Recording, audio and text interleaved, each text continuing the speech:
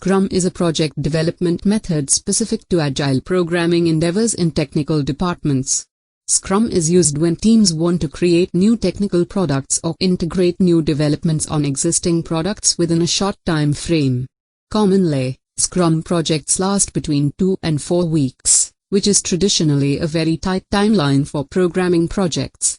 Scrum was developed as programming and development teams needed a way to meet continuous technical design and improvement needs from other departments without substantially increasing programming, testing employee hours, or hiring more technical staff.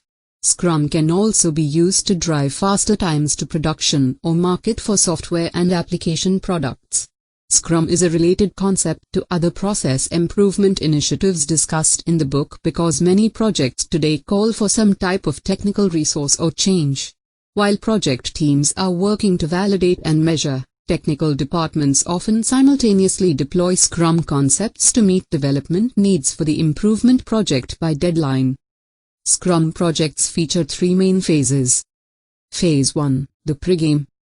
Development teams analyze available data and business requirements. They use this information to come up with the concept for the new product or upgrade.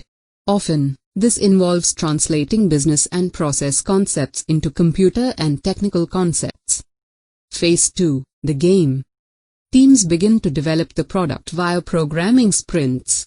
Sprints are smaller phases of development that are completed in sequence, usually with a review and validation of the work before moving on to the next sprint.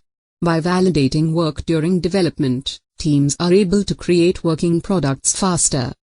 Phase 3, the post-game.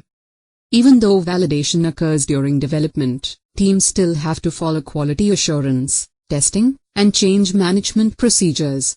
Quality preparation for product release is handled in the final phase,